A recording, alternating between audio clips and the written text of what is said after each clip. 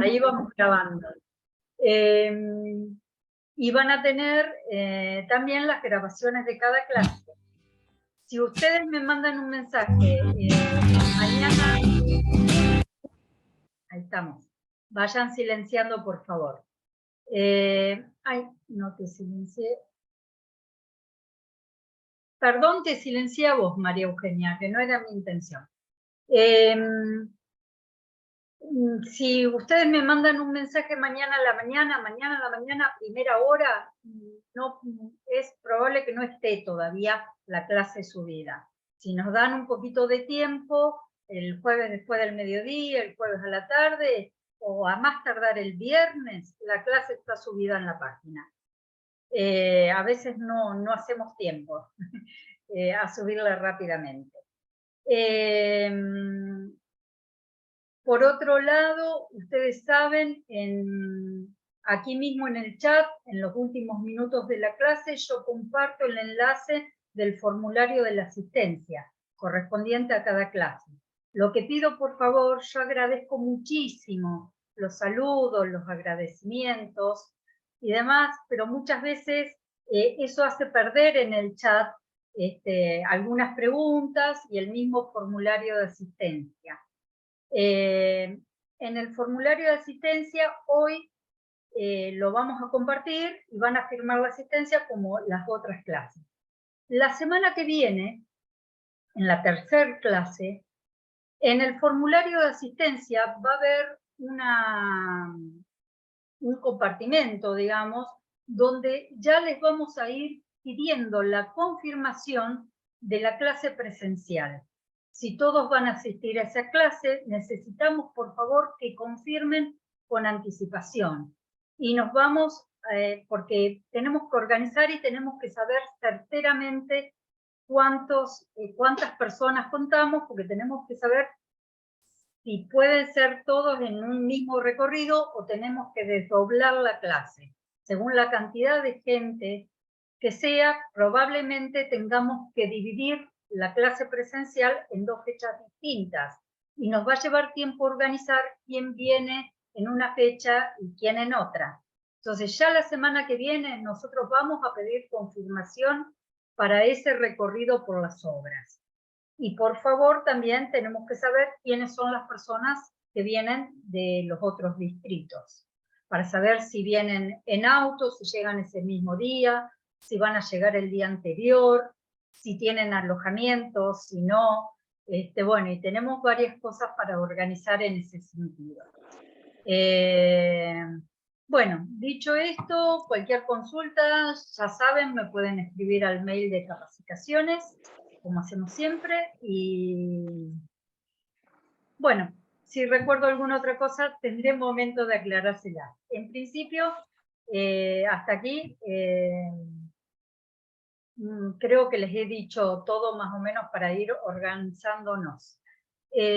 Bueno, María Eugenia, tenemos ya 125 personas, así que muy concurridas las clases. Vamos a dar inicio a esta segunda clase. No, está silenciada, María Eugenia. Ahí va. Gracias, Viviana, gracias a todos por el interés. La verdad que es muy lindo ver que hay tanto interés en el patrimonio. La verdad que sí, me entusiasma mucho compartir las experiencias que tuve, que estamos haciendo, y también me interesaría, sé que somos muchos y el intercambio se hace un poco difícil, pero lo que quieran preguntar o aportar o comentar me interesa, porque si no uno siente que es como unidireccional y me quedo ahí pensando si las cosas son claras, si tienen algo que comentar. Bueno, ojalá podamos. Si no lo haremos en la clase presencial, lo que sí les quería contar es que hay varias obras que queremos ver en ese día. Una de ellas es la Facultad de Derecho, que estamos en obra, la Facultad de Humanidades, el Jockey Club, la Bolsa de Comercio, el rectorado, el edificio de rectorado, el Museo Esteves.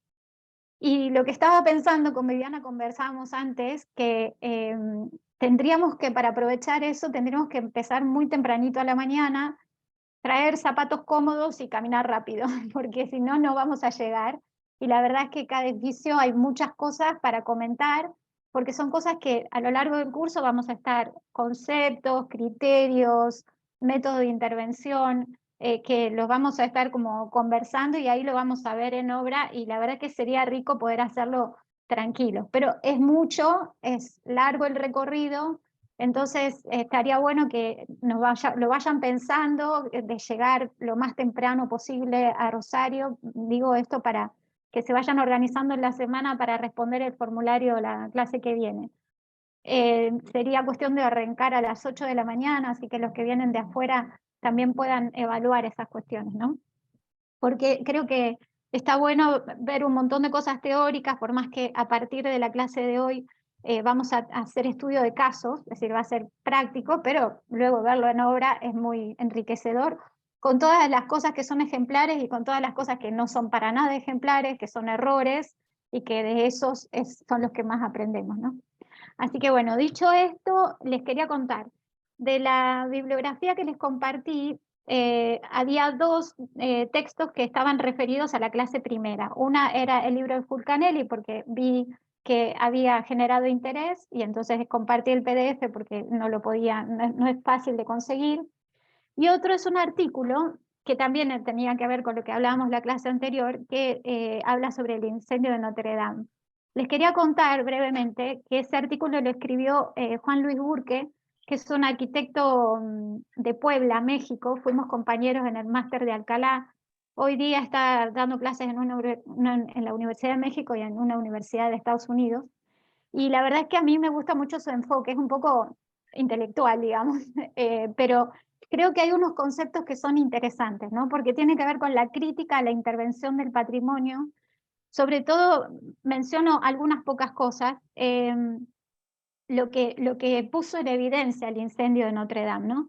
Eh, Pareciera, bueno, primero había una situación, no sé si se acuerdan, en esa época estaban los chalecos amarillos haciendo una gran movilización en Francia por el estado crítico de la situación de la clase media francesa y un montón de cuestiones de reclamos sociales.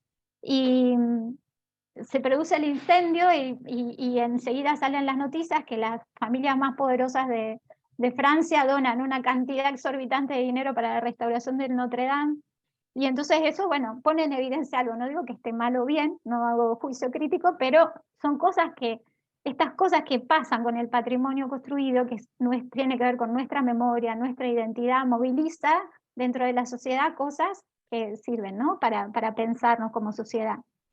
Después surgen otras grandes compañías, como por ejemplo la de Foster y Partners, que hacen un proyecto de rehabilitación, de reconstrucción de la bus que se había incendiado en una clave contemporánea que no tiene absolutamente nada que ver, y que eso da cuenta de como cuando este monumento, que es en realidad un símbolo cultural y nacional, está totalmente banalizado por una cuestión de operatoria de marketing empresarial. Otra actitud que también puso en evidencia es cuando sale Macron a decir la catedral se va a restaurar en 5 años, cosa de que es absolutamente, va contra de toda la normativa de cómo debe trabajarse, es decir, como si realmente uno tiene que restaurar una catedral gótica, y lo tiene que hacer de acuerdo a todos los criterios de restauración que se han venido elaborando con todos los cuidados y demás. Pretender hacerla de acuerdo a una agenda política es una forma digamos, son estas cosas que ponen en evidencia cómo nuestro patrimonio cultural y sobre todo, bueno, en Europa, que es más un motor económico absolutamente importante, ya no tiene su mismo significado de lo que representa la identidad nacional de las ciudades, ¿no? Entonces, bueno, me parece interesante compartirles ese texto para empezar a leer las intervenciones y las decisiones sobre las intervenciones en el patrimonio construido, como dice mucho de cómo somos y sobre todo en esta contemporaneidad digamos, híbrida, no sé cómo se quiere llamar, ¿no? Bueno, ese simplemente les comento por qué les compartí ese texto.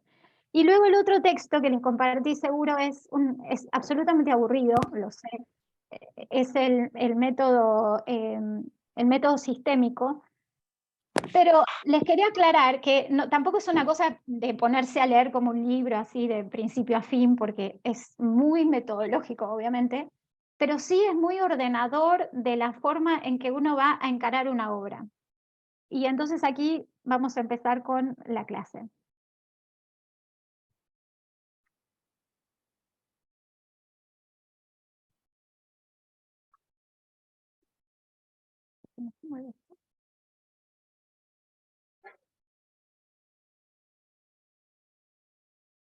Mira, perdón que estoy...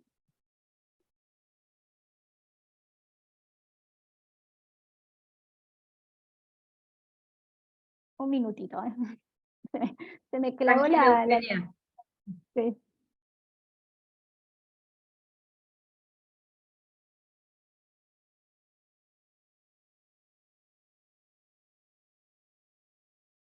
Se quedó clavada la presentación en una pantalla que no podía continuar.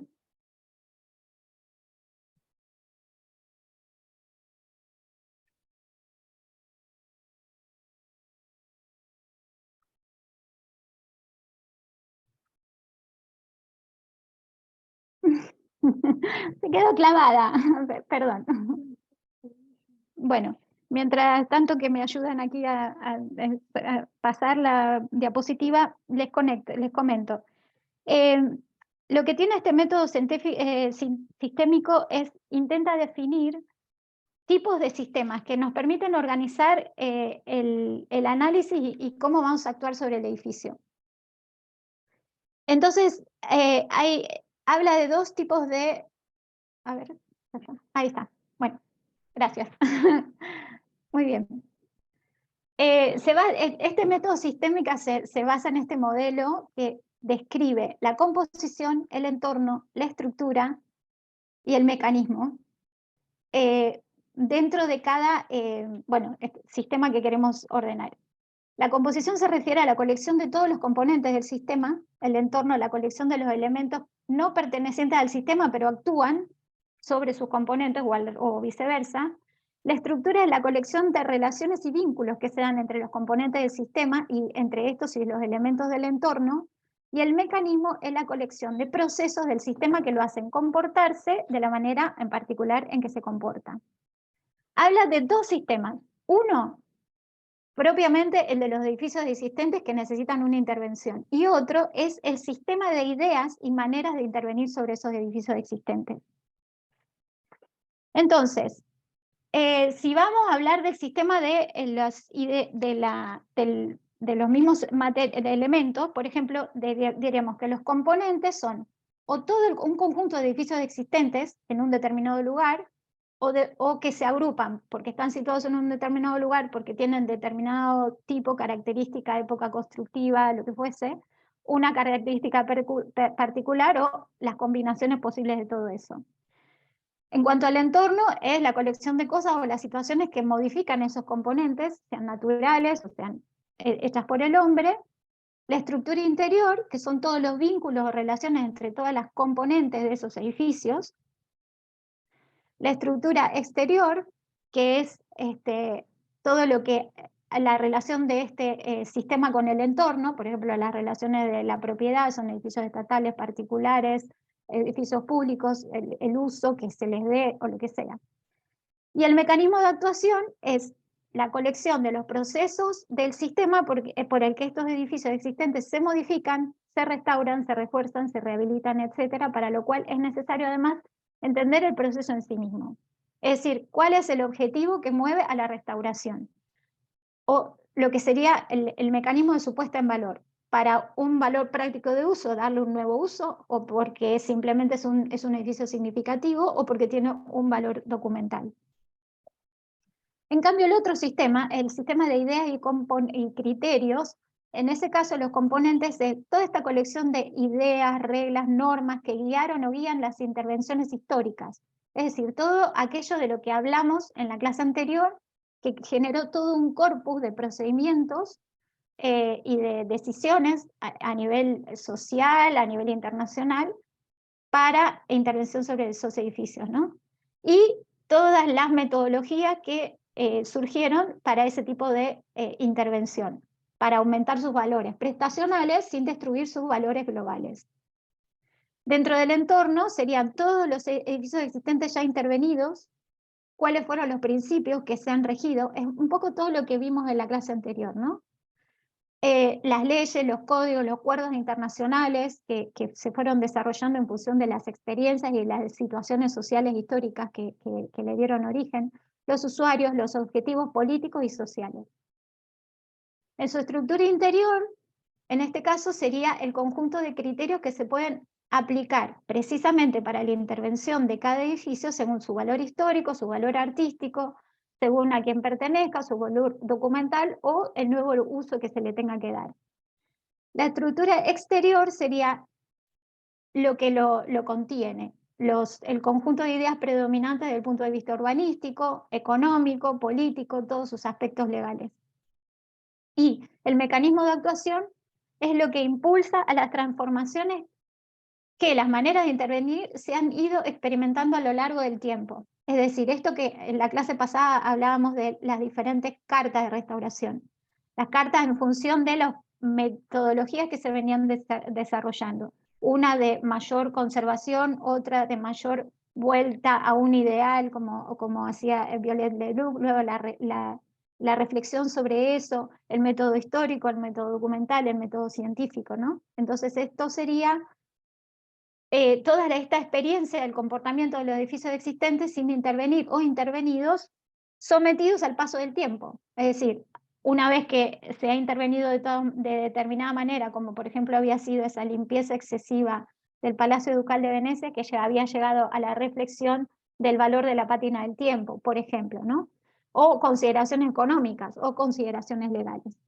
Bueno, todo esto es un gran esquema teórico para empezar a analizar en cada caso que vamos a ver ahora cómo fue estos dos grandes conjuntos, el que refiere específicamente al edificio y el que refiere a los criterios que se tomaron para intervenir el edificio. Y yo voy a tomar, porque en este caso de la iglesia de San Ignacio, tomo este caso porque es una obra que en realidad no fue una obra de intervención, sino un estudio de análisis estructural que se nos pidió. Yo en ese momento fue en el año 2008, trabajando para una empresa constructora que había ganado esta licitación para hacer un diagnóstico estructural del estado de situación de la iglesia de San Ignacio. Aclaro que es en el 2008 y seguramente, y ahora que estoy trabajando con empresas que hacen ensayos no destructivos, noto que hay un gran avance tecnológico para hacer estos diagnósticos estructurales en relación al 2008. Si bien en otras clases vamos a estudiar casos que ya se hacen, que los he podido en los cuales he podido emplear esta tecnología más avanzada, pero la iglesia de San Ignacio me pareció muy significativa porque primero es uno de los edificios más antiguos del país. Entonces tenemos una dimensión histórica muy importante que influye en todo este corpus de reflexiones que hay que hacer y de criterios que hay que tomar y de estudios que hay que hacer para tomar decisiones. Mucho más grande cuando es una iglesia que se comenzó a construir en el 1600, entonces, bueno, tenemos ahí mucha más información que recabar, muchas más cosas que le han pasado al edificio. Por un lado. Y por otro lado, porque en esta propuesta de diagnóstico estructural he podido tener la experiencia de un trabajo interdisciplinar, creo que completo. Es decir, he podido trabajar con profesionales de todos los aspectos para abordar toda la problemática de la iglesia. Entonces les empiezo contando que la iglesia, esta de San Ignacio, que está en Bolívar y Alsina, en Buenos Aires, cerquita del Cabildo, la fundó la Compañía de Jesús al inicio de 1600. Fue el primer templo que existió de la Compañía de Jesús en Buenos Aires y se construyó en un principio de madera y adobe. Recién hacia finales de 1600 comienzan a funcionar los hornos de ladrillo en Buenos Aires, se levanta la torre sur y los muros del frente del convento que aún hoy se conservan. Bueno, acá tenemos una imagen de lo que era el puerto de Buenos Aires con ya las torres de la iglesia de San Ignacio. Esta es la fachada de San Ignacio y un corte transversal de lo que es la iglesia hoy. Pero yo les sigo contando la historia del devenir de su construcción. Entonces empezó siendo una iglesia de madera y adobe, luego cuando se empiezan a fabricar ladrillos en Buenos Aires, se hace la torre sur y los muros del frente del convento, que aún hoy están en pie. El templo original de madera se reemplaza hacia comienzos de 1700 con ladrillos unidos con argamasa de barro, bosta y paja. En 1712 comienza a edificarse la iglesia actual que conserva la torre sur, el muro del frente originales, junto con un tramo de galería subterránea que se dirigía al antiguo fuerte. Son los elementos arquitectónicos más antiguos de Buenos Aires. La iglesia responde a la tipología de Il Gesù de Roma, con planta de cruz latina, una nave principal y dos laterales, cada una con 5 capillas y un ábside rectangular. Hacia finales de 1700 se construye el seminario, que es el colegio que está atrás. En 1767, Carlos III de España ordena la expulsión de los jesuitas de América y la Compañía de Jesús abandona Buenos Aires. A mediados del siglo XIX se construye la torre norte, ahí la vemos en sus distintas etapas en este dibujo, similar a la torre sur, ambas rematadas con cupulines revestidos con azulejos Pas de Calais. Ahora hago un paréntesis para contarles la historia de los túneles de Buenos Aires. Quizás ustedes hayan conocido, hayan leído sobre esto. De hecho, tienen circuitos turísticos que salen de la Manzana de las Luces. Bueno, Daniel Javelson, que es un arquitecto arqueólogo con el cual tuvimos la oportunidad de trabajar, por primera vez trabajé con él en esta iglesia, escribió un libro que se llama Los túneles de Buenos Aires, que es súper interesante, y hay casos que hemos compartido también ahí, como la iglesia de San Ignacio y como la iglesia de San Miguel, donde cuenta cómo es que, y cuáles eran los orígenes de todos estos túneles que recorren muchas partes de Buenos Aires. Aquí hay un túnel que atraviesa absolutamente la nave de la iglesia, que se ve ahí. Son túneles excavados sobre la Tosca Viva en la época de los jesuitas y que se redescubrieron cuando se construyó el Colegio Nacional Buenos Aires, que está al lado, pegadito. Gran parte de los ramales se perdieron cuando la universidad fue agregando obra. Se cree que fueron proyectados por los jesuitas para la defensa de la ciudad o el escape de indios o piratas, para el contrabando, para el depósito de armas durante la época de Rosas. Millones de historias que en ese libro que les muestra ahí, Los túneles de Buenos Aires, están contados con mucha agilidad y es bastante divertido. Existe un túnel que va paralelo a la calle Bolívar. La iglesia está en Bolívar y en la esquina de Bolívar y Alsina, ¿no? El Colegio Nacional Buenos Aires está sobre Bolívar al lado. Es este que se ve acá, todo esto, y esta es la iglesia, la estamos viendo desde atrás, y esto es la Manzana de las Luces donde funcionaba el seminario. Este túnel que va paralelo a la calle Bolívar arranca del claustro del colegio y finaliza en el altar de San José, y desde ahí se orienta hacia el Cabildo, que va para ese lado. Bueno, esta es la historia rápida de esta iglesia. ¿Qué pasó? Desde hacía bastantes años, esto fue en el 2008, y hacía por lo menos unos 5, no me acuerdo, 5 o 8 años, que se había manifestado una tremenda grieta en la fachada de la iglesia. Se había podido percibir cierto desplome de la torre norte, que es esta, la última que se construyó. Entonces, con el temor de que se venga abajo, se generó este tremendo apuntalamiento que cruzaba toda la calle Bolívar. No se podía circular por calle Bolívar porque estaba toda esa estructura apuntalando la fachada. Y dentro de la iglesia, en el arco principal que sostiene la cúpula, también existía este apuntalamiento porque había una grieta manifiesta importante. Entonces, la Comisión Nacional y creo que la Dirección Nacional de Arquitectura hicieron un pliego, que fue el que ganó esta empresa, para lo cual ya terminaba, de hacer un diagnóstico estructural. Aquí vemos la fachada, la grieta que se había manifestado, que se repetía tanto este muro como en el interior, que se ve por acá debajo de la recoba. Acá se ve la parte interior, y acá tenemos otra. Tiene puesto unos testigos de yeso que iban monitoreando con el tiempo, y bueno, el estado de gravedad se lo manifestaba la rotura de los testigos de yeso, ¿no? Entonces, el objetivo de este pliego para hacer el diagnóstico estructural era hacer un relevamiento dimensional y geométrico, un modelo estructural por elementos finitos, estudios tipográficos, estudios de suelo, topográficos, perdón, el relevamiento de la infraestructura y la prospección arqueológica. La prospección arqueológica estaba porque el gobierno en la ciudad de Buenos Aires, y gracias al esfuerzo del equipo de Daniel Javerson, hace mucho tiempo que hay una disposición de que todo lo que se excave en las veredas del centro histórico de Buenos Aires tiene que ser inspeccionadas por un equipo de arqueólogos para obtener todo lo documental que pueda surgir de eso. Pero lo que no había era un estudio de investigación histórica. Entonces, cuando empezamos con todo este grupo de profesionales que la empresa contrató para hacer este estudio interdisciplinar del estado de situación, yo sentía que nos faltaba datos históricos. Entonces, bueno, les cuento que yo intenté hacerme la historiadora y me fui al Archivo General de la Nación, ahí en Paseo Colón. Y le dije al bibliotecario en ese momento que necesitaba información sobre la iglesia de San Ignacio.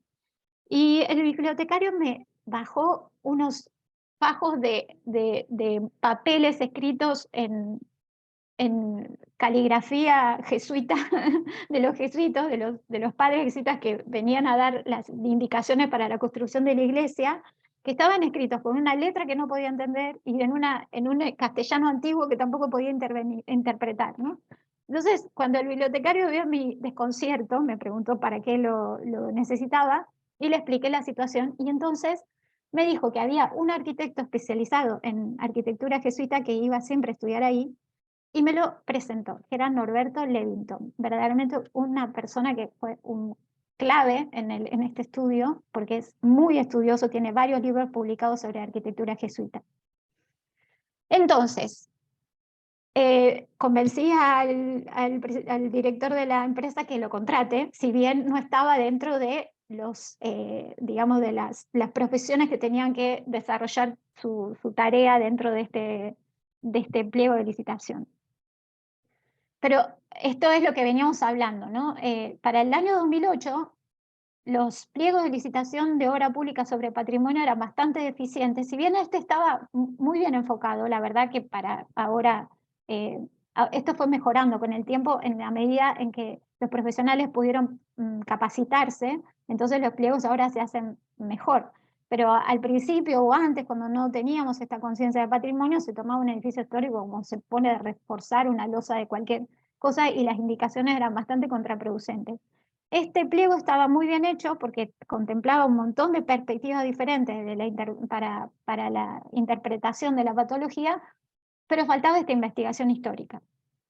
Entonces, bueno, primeramente se construyó este modelo por elementos finitos, ¿no? Para hacer una primera evaluación estructural, lo que se modeló fue la nave central y dos naves laterales sobre el muro de fachada, más el atrio.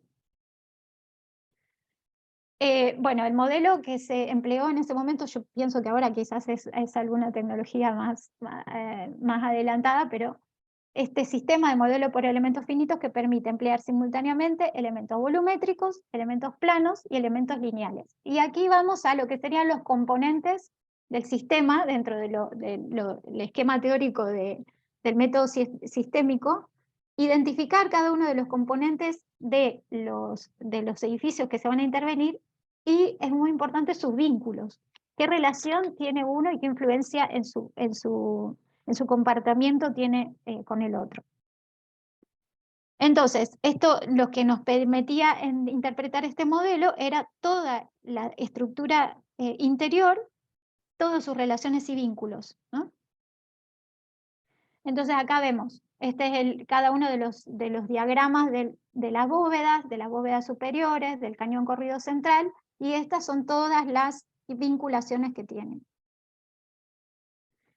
Luego pedía un relevamiento de todo el esquema de fisuraciones y grietas. Entonces se hizo en cada una de las plantas, las grietas y fisuraciones en las losas horizontales. Ven, aquí tienen, este es el atrio, a ver, me perdió el puntual, acá. En el atrio, donde está la mayor cantidad de grietas y fisuras, y luego por la nave lateral que va pegada a la torre norte, que era la que parecía que no, era evidente que había tenido este desplome sobre el muro de calle Alsina.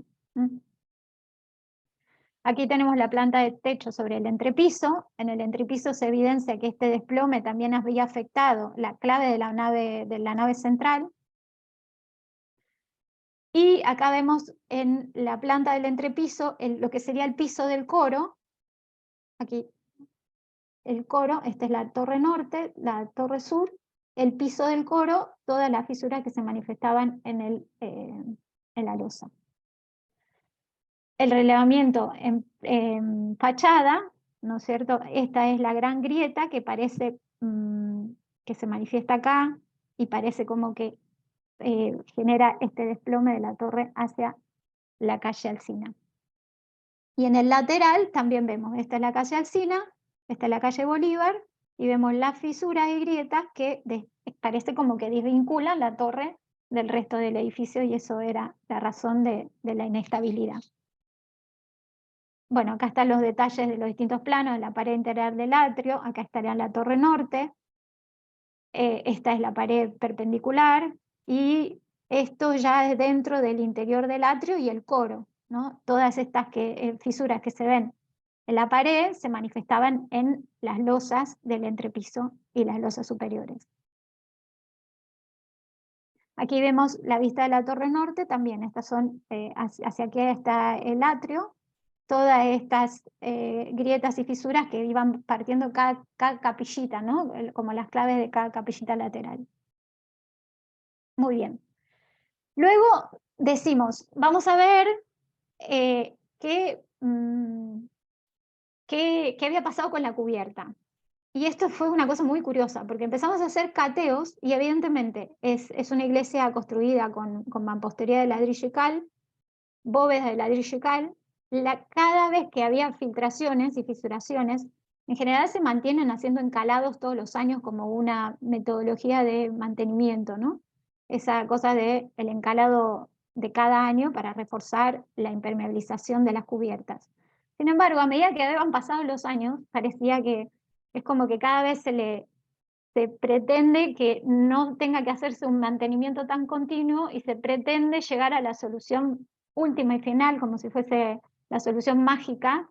Entonces cada vez se hacen cosas más pesadas, más rígidas, menos compatibles con lo que existente, y se empezó a hacer como una superposición de capas de cosas diferentes hasta llegar a 1 metro de sobrepeso de distintas materialidades, pretendiendo resolver el tema de las infiltraciones. Acá ven, por ejemplo, hasta tenemos una malla cima, membranas, distintos tipos de carpetas, es decir, la estratigrafía de cada cateo nos daba la metodología de moda de la época para pretender impermeabilizar como cosa mágica y para siempre la cubierta de la iglesia. Por ejemplo, acá vemos la estratigrafía de ese cateo que había llegado a 1,25 m. Y las distintas, ¿no? las baldosas de la terraza, el mortero de cal, el contrapiso de aviano, perlita, membrana plástica, carpeta de cemento. Bueno, aquí ven la cantidad de cosas que se han puesto una sobre otra, generando un sobrepeso importante. Luego se hizo el cateo de los cimientos. Se hicieron 3 cateos que se ven aquí en el planito: un cateo en la torre norte, cateo en la torre sur y cateos sobre vereda. Les voy a diciendo a los profesionales que intervinieron en cada esquema, ¿no? Fue el ingeniero Zamboni el que hizo la modelización por elementos finitos. El cuadro de fisuraciones y grietas lo hizo la empresa mismo con los arquitectos. Los cateos de cimiento que se practicaron acá también lo hizo la empresa. Y se hizo la estratigrafía de los distintos niveles del cateo. El informe, porque en cada cateo que se abría estaba presente el equipo de arqueología urbana de la Ciudad de Buenos Aires, dirigido por Daniel Javelson y Mónica Carminati, se llama así. Entonces ellos hacían la estratigrafía de cada componente y si encontraban, por ejemplo, acá están los cateos que se hicieron sobre las calles, Alsina y sobre Bolívar, y recuperaron todos los elementos que se encontraron: alambre de cobre tensado, clavo forjado, cerámica indígena, fragmentos de tinaja y teja, que fueron a parar al archivo que tiene el gobierno de la ciudad, en arqueología urbana del gobierno de la ciudad. Aquí vemos otras cosas que se encontraban: piezas de metal, de loza inglesa, mayólica española, cerámica indígena, en los sondeos que hicieron sobre la vereda Alsina y Bolívar. Luego se hicieron relevamientos topográficos. Para esto, aquí trabajó la arquitecta Cristina Pacino. Se puso una estación total, que es un instrumento topográfico que conjuga los elementos esenciales del teodolito, que mide los ángulos horizontales y verticales, un distanciómetro para medición de distancias y un procesador de cálculo asociado, ¿no? Entonces esto permite obtener las coordenadas X y Z de cada punto con un único sistema de referencia. Entonces, para esto, los objetivos de este relevamiento topográfico eran la nivelación de la nave central, las capillas laterales y el atrio, la nivelación de la torre norte, medir la inclinación de la torre norte y su desplome de la torre norte y de la pared sobre Alsina. Entonces acá vemos las estaciones que se aplicaron. Esta es el interior de la iglesia, cada puntito cuadrado verde son las columnas, entonces donde se pusieron todas las mediciones. Estas son las curvas de nivel, y aquí hay una representación 3D exagerada, pero donde se ven los hundimientos por asentamientos diferenciales. Aquí vemos las curvas de nivel y la representación 3D del atrio. Esto es, bueno, van siendo la nave, acá acá tenemos junto el atrio junto con la nave central, y aquí tenemos el atrio y la nave central. Como se ve un hundimiento importante en la pared del atrio, entre el atrio y la nave central. Y esto es el sistema de referencia que se hizo. Se colocaron estos indicadores en la torre para medir el desplome de la torre, y esto fue, digamos, el sistema de coordenadas que se estableció para tomar las mediciones con el teodolito. Entonces aquí se midió con las coordenadas X y Z el desplome de la torre norte y el muro sobre Alsina. Aquí también, exageradamente, está medido cuál fue ese desplome en cada uno de los, digamos, de los primas que se generaban para poder hacer el esquema general. Muy bien, y luego hicimos un estudio geotécnico que lo hizo el ingeniero del Prato, que el objetivo era determinar la humedad natural, determinar el peso específico aparente del suelo, identificar los distintos estratos con métodos in situ y en laboratorio, y clasificar las distintas muestras obtenidas. Es decir, se extrajeron probetas que se analizaron en el laboratorio. Y esto se hizo en el interior de la torre norte, en el exterior en la vereda frente a la torre sur, y uno en la calle.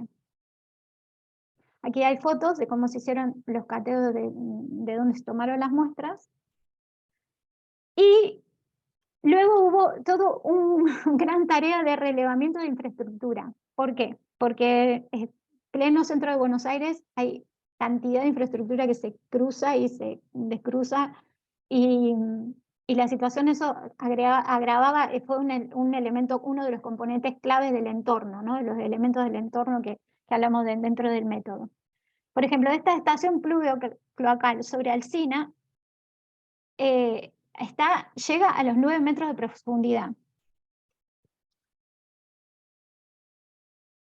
Y bueno, esto es importante, ¿no? Porque a medida que abríamos, por ejemplo, vimos que había encontramos este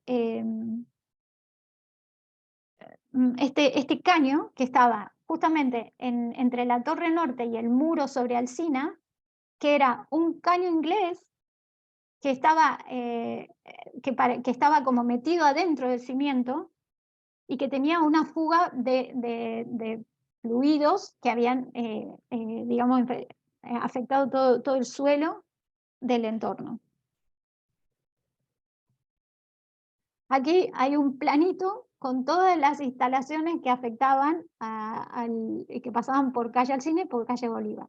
De gas, cloacal, de telefonía, Aguas Argentinas, Edesur, alumbrado, es decir, y un montón de cosas que no se sabía, que aparecían y no se sabía qué era. Es decir, impresionante la cantidad de situaciones del entorno que afectaban esta cuestión. Bueno, luego se hace este ensayo de resistencia de cada ladrillo que componía cada sector de la fachada, porque los ladrillos eran todos de medidas diferentes porque corresponden a sus diferentes épocas constructivas. Entonces se tomaron probetas de los ladrillos detrás del crucero, el del ingreso de Alsina, de detrás del altar mayor, es decir, de diferentes sectores de la iglesia, distintos ladrillos, para tener sus valores de resistencia, ¿no? Que fueron llevados al IMAE, y ahí se hizo un ensayo de resistencia por rotura para tener un coeficiente. Muy bien.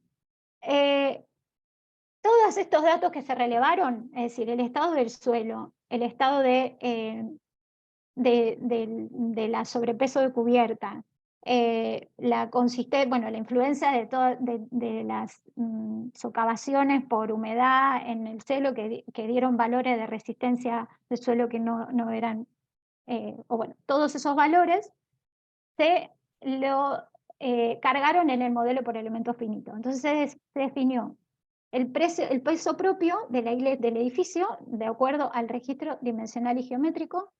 Los descensos se midieron por todo este registro topográfico y los valores de resistencia del suelo, y el sobrepeso de las cargas no previstas de todos los estratos que se habían agregado en la cubierta. Todo este compus, cuando se cargó al modelo, el modelo manifestó un cuadro de deterioro, pero que en realidad no coincide exactamente con lo que se verificaba en el cuadro de fisuraciones y grietas. ¿Por qué? Y ahí fue cuando quedó en evidencia la necesidad del estudio histórico, porque cada edificio es un devenir en el tiempo. Entonces hay situaciones que es como que vemos las fotos de hoy, ¿no? Hoy vemos que hay pérdida de resistencia del suelo, que hay una sobrecarga de cubierta, que hay este desplome y tal. Pero para poder entender cómo eso funciona, cómo está funcionando, no como en el devenir, digamos, y no en la foto, es necesario entender cómo se fue produciendo toda esta influencia sobre el edificio. Y eso tiene que ver con la interpretación entre cada periodo histórico de sus diferentes etapas constructivas. Bueno, entonces aquí vemos los cuadros de todos estos datos que se cargaron al modelo en las diferentes estados de carga. Por ejemplo, esta manifiesta peso propio más los rellenos de sobrecarga más los descensos del suelo. Estos son los apoyos y aquí se ve el plano, ¿no? El corte. Acá vemos peso propio más relleno más los descensos y las tensiones en el sentido Y. Aquí vemos peso propio más relleno más descensos más las tensiones en el sentido X. Y aquí vemos cómo manifiesta esos estados de tensión en el cañón central y en los muros laterales.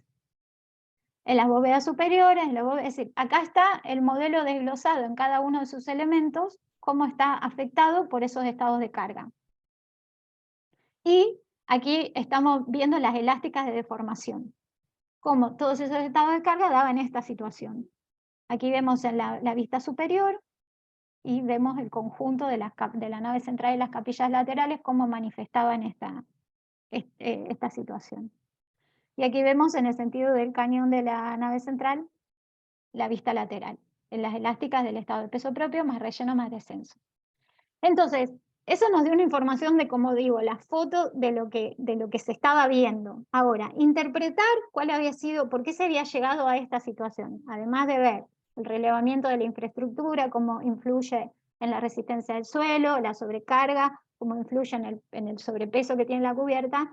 Había más datos que no permitían entender bien por qué se había llegado exactamente a la manifestación de esa grieta.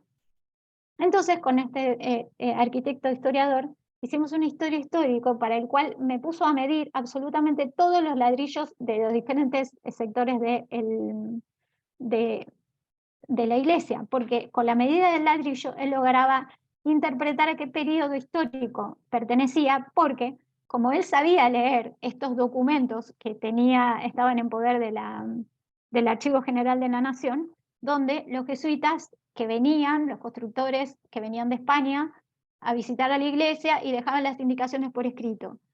Coser tantos ladrillos de tal medida por tal medida para construir la base de la torre norte tal o para Entonces él de toda esa lectura que hizo pudo identificar en la iglesia cuáles eran los sectores de cada época y cuáles habían sido deconstruidos para volver a construir de una manera diferente por proyectos diferentes de uso.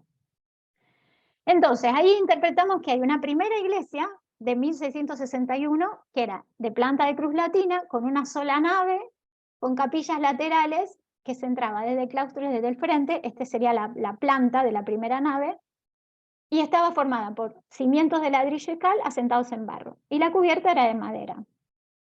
En 1683 se agrega la torre sur, el capitel, el pórtico con bóvedas vaídas, la portería, la portería sería aquí, es decir, esto era la torre sur, y esto, la portería, que era el basamento de la torre norte, es decir, no llegaba hasta nivel de la fachada.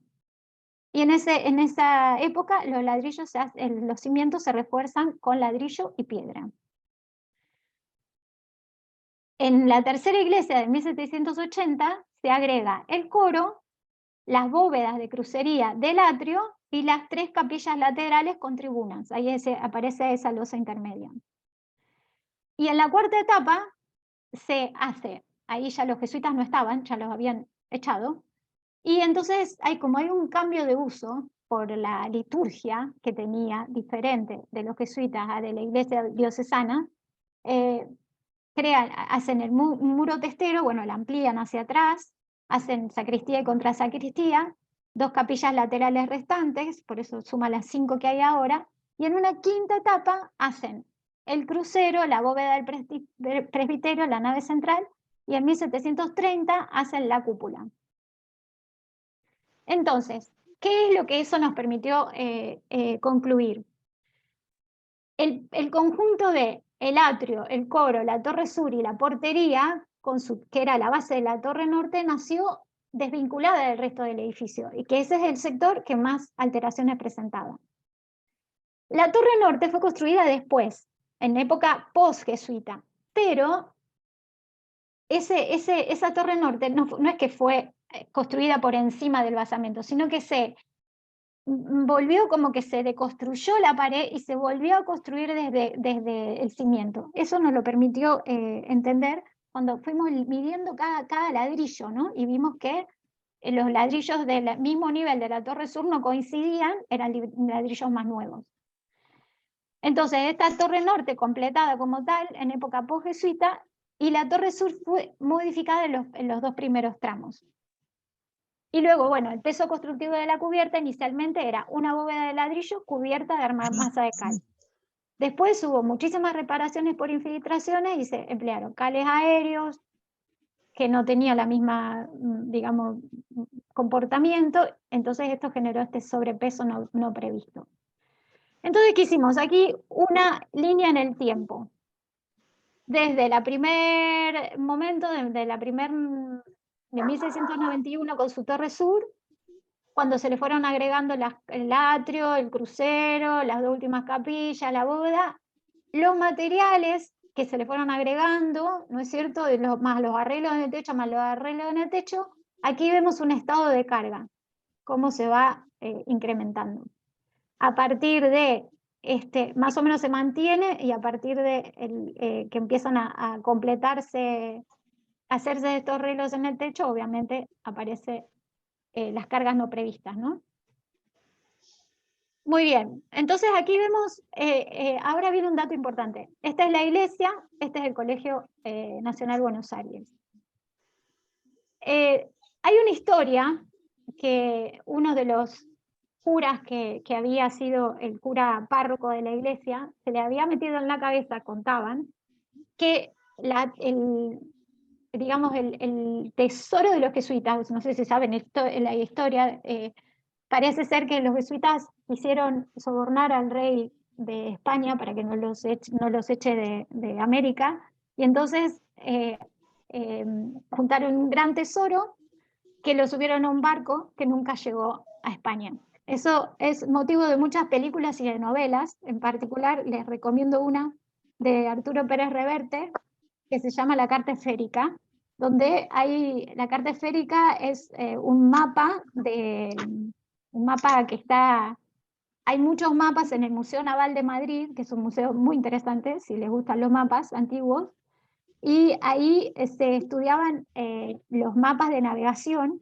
Lo que pasa es que hasta que se estableció el meridiano de Greenwich como referencia, cada época o cada navegante, no sé, tomaba referencias diferentes. Entonces el argumento de esa novela es que nunca se había encontrado el naufragio del barco que llevaba el tesoro jesuita para sobornar al rey, porque no se estaba tomando correctamente el meridiano de referencia, ¿no? Por una cuestión de mala interpretación de los documentos. Entonces la novela habla de eso, es súper divertida.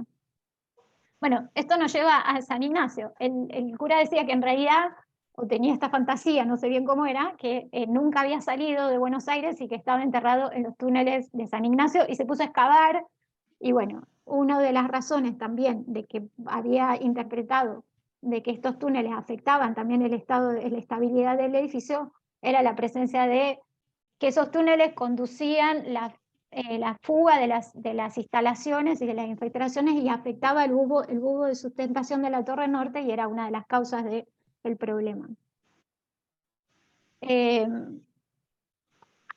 Entonces, cuando terminó cuando nos solíamos reunir, todos los investigadores, digamos, todos los profesionales que compartíamos esta interpretación, para poner en común estas diferentes informaciones y ver en el estado de situación más esa línea del tiempo cómo había funcionado para que manifieste la situación en la que se muestra ahora, y poder tomar la decisión de consolidación más adecuada.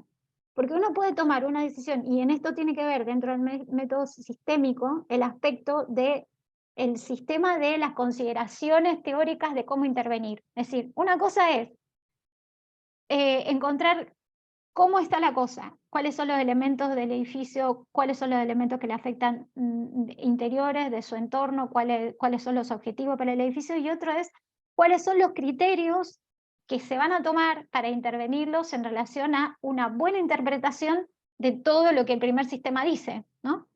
Entonces, lo que había concluido es que, si bien el sobrepeso de cubierta, la baja resistencia del suelo por producto de las infiltraciones de todas las instalaciones, las diferentes etapas constructivas habían generado modificaciones, sobre todo a nivel del atrio, porque parece ser que los jesuitas no usaban el coro para el ritual, digamos, de la iglesia, para la ceremonia. Pero cuando se empieza en el 1700, 1800, a usar como iglesia diocesana, digamos, que se construye el coro, el entrepiso del coro, abren unos vanos que vinculaban con las torres, y eso debilita ese arrostramiento que tiene el muro de fachada y la torre sur y la torre norte, y también eso genera, es otro aspecto del cuadro de fisuraciones que se mostraba sobre la fachada. Entonces eso también influye, es decir, un cambio de liturgia también tiene una consecuencia sobre el estado de equilibrio del sistema. Entonces, volvemos aquí.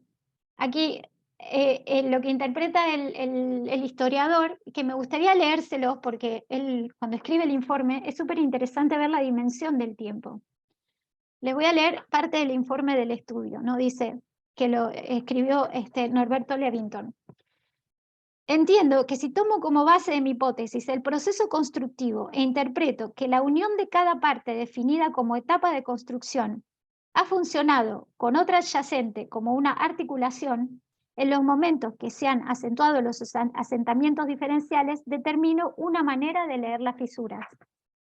Pero además el hecho de que las fuentes me indiquen la continuidad constructiva histórica y actual entre el colegio y el oficio, eso me está diciendo que debo intentar la interpretación de ambos edificios en forma conjunta.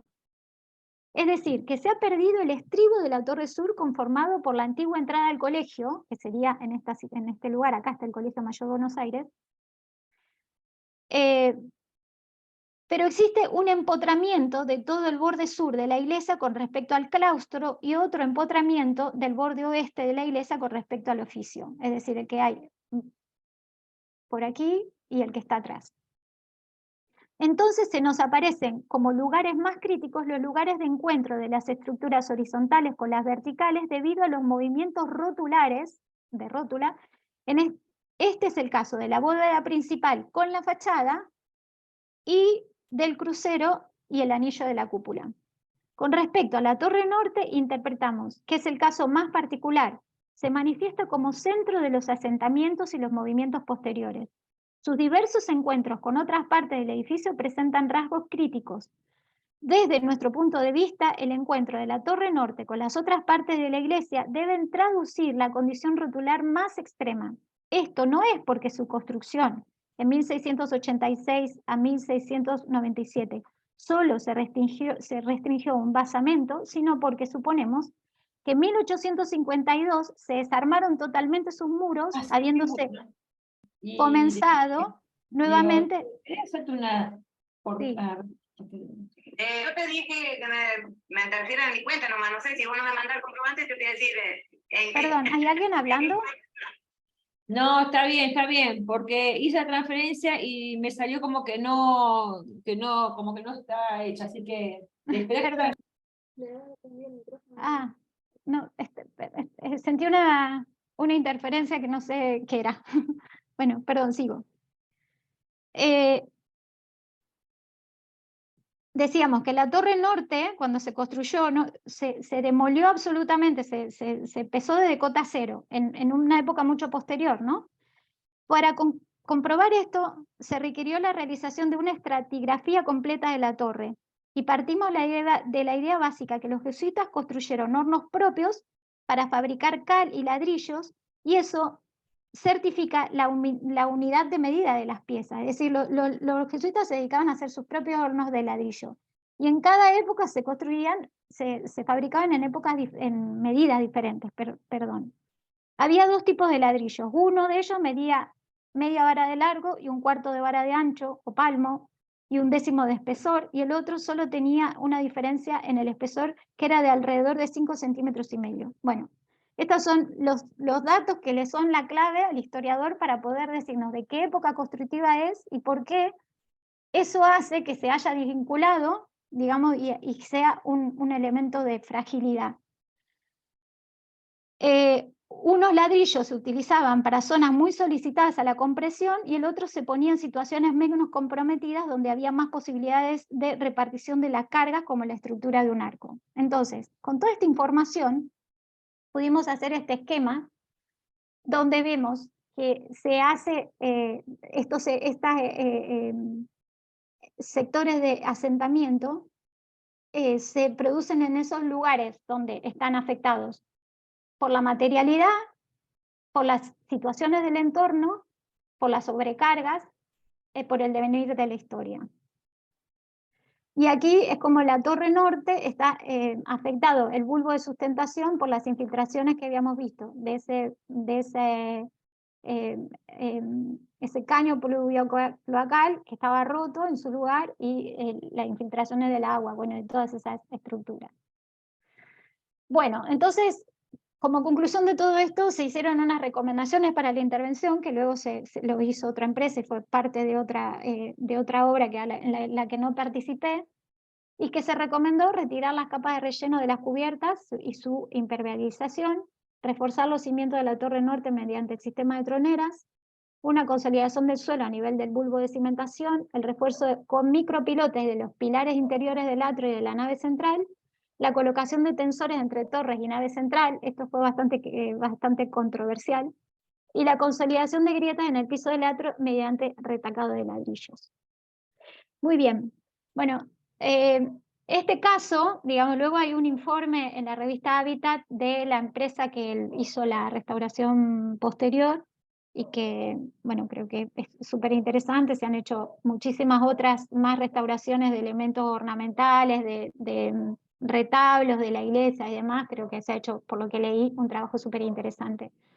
Pero lo que me interesaba de que tengamos en cuenta, como que esta obra es un reflejo de todas las múltiples miradas que hay que tener en cuenta para tomar decisiones a la hora de intervenir. Y es muy importante el devenir del tiempo y no ver los edificios como en fotos de hoy, del momento, ¿no? Y tampoco confiar en la última tecnología como la más, la ideal para consolidar, porque eso muchas veces ya se ha probado a lo largo de la restauración que no es compatible, y eso tiene que ver con unos criterios que vamos a ver en la clase que viene, que son de reversibilidad, de compatibilidad, son criterios muy importantes a la hora de tomar decisiones, y eso tiene que ver con el tema de la clase que viene, que es estructura y materialidad. Muy bien, ahora... Una sí. pregunta puede ser, aquí Sí. pregunta Milton, ¿por qué fue controversial la colocación de tensores? Bueno, tuvimos algunas, porque los tensores están a la vista, ¿no? Son elementos que no pertenecen a la estructura original del templo, y hay mucha gente que no le gustan los refuerzos expuestos. Entonces, finalmente no sé qué decisión tomó, en el informe que leí en la revista Habitat no lo dice, y tampoco en las fotos interiores los vi. Entonces, había muchas personas que decían, que algunos profesionales que consideraban que había que reforzar más con micropilotes o hacer llaves o vinculaciones más importantes en las losas para evitar poner tensores. Eso es un criterio de intervención digamos, más dura. Los tensores y casi todos los refuerzos expuestos son reversibles y son menos, son invasivos visualmente, pero son menos invasivos a la estructura. Entonces son criterios. En verdad había gente a favor y gente en contra. La verdad es que yo he visto muchos edificios, muchas iglesias, sobre todo, todos los sistemas que tienen bóvedas de cubierta, que tienen tensores expuestos, y son herramientas que se eligen por diferentes criterios de intervención. Bueno, aprovecho el pequeño, queremos agradecer a María Ana porque, bueno, hablaste de túneles y construcciones subterráneas y lo compartió en el chat. Hablamos de la carta esférica y la compartió en el chat, o sea que acá todo el material ya se va compartiendo. Quería que lo sepas, María. Qué bueno, me alegro. Así que lectura para el fin de semana de la carta esférica. Les aseguro que es tan entretenido que se lee rapidísimo, y está muy bueno porque hay muchos protagonistas, restauradores y historiadores, que creo que los que nos interesan los temas lo hacen especialmente interesante. Además, también les quería comentar, porque es interesante desde el punto de vista de la dinamización patrimonial. Pérez Reverte, que es un autor muy conocido, muy bestseller en España, que muchos de ustedes seguramente lo habrán leído, creó un personaje que es el Capitán Alatriste, que es como un superhéroe, digamos, del siglo XVI de Madrid. Y este personaje escribió varias novelas sobre el Capitán Alatriste. fueron tan populares que Madrid tiene un circuito de recorrido turístico que es los lugares del Capital a la Triste. Está la casa donde él vivía, la taberna donde iba, los lugares que he visitado. Bueno, es muy, muy divertido, la verdad. Está bien en el casco histórico de Madrid, porque era el Madrid del siglo XVI. Todavía creo que en esa época todavía existían las murallas. Así que con esto se los cuento porque es interesante cómo el patrimonio se puede dinamizar desde la literatura, desde el cine, desde estas cosas, ¿no? Hay muchos ejemplos para eso, que son herramientas que nosotros también podemos poner en práctica en nuestras ciudades, ¿no? No sé, creo que podríamos hacer muchas historias sobre el patrimonio histórico de Rosario a partir de, no sé, los historiadores nos dieron Rosario del Satanás, por ejemplo, o muchas historias interesantes de migrantes que podrían hacer referencia a edificios, si es que todavía están en pie, para poder hacer un recorrido patrimonial. Bueno, y aquí vamos al Museo Esteves, que tiene mucha historia. Una última pregunta de esta etapa y pasamos al Museo Esteves. Pregunta Carolina, ¿cómo sería el sistema de troneras? El sistema de troneras es cuando hay que hacer una submuración, en vez de abrir un gran vano que generaría una fragilidad, se va abriendo por pedacitos, ¿no? Entonces se abre acá, se refuerza, se abre más adelante, cuando consolida el refuerzo se abre al lado, es decir, va haciendo por sección. Todas estas cosas yo las aprendí más o menos, digamos, para interpretar en lo que mi limitada preparación pudo, trabajando con los ingenieros, ¿no? Porque obviamente no...